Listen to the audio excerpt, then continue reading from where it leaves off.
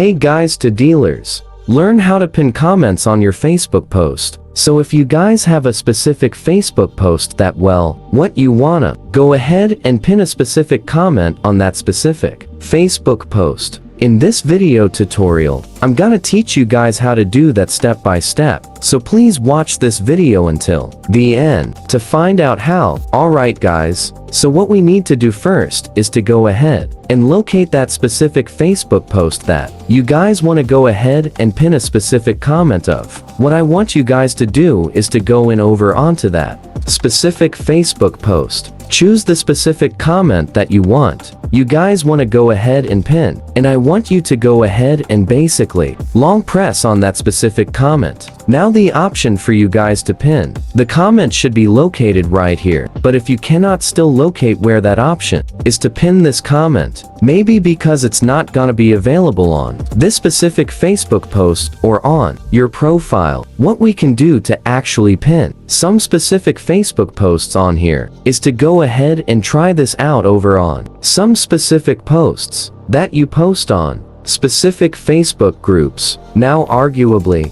you will have the option to, let's say, pin a specific comment on a specific Facebook group or on the posts that you post on a specific Facebook group, so you could always go ahead and do that on there. But in the case you want to go ahead and pin a specific comment on your own post, what we can do, if we still do not have that option on this end, is to go ahead and just report a problem to the Facebook Help Center. So to do that, it's gonna be pretty easy. Just go ahead and shake your device, and you will have this option to report a problem. Just by shaking your device, all we need to do is tap on Report Problem, tap on Include, and the will be a screenshot of course, the specific post and with the issue included. Now, we need to do from here is to go ahead and describe the specific problem that we are experiencing. In this case, we do not have the option to pin a comment on our Facebook post. Once that is done, go ahead and zap on send and wait for the Facebook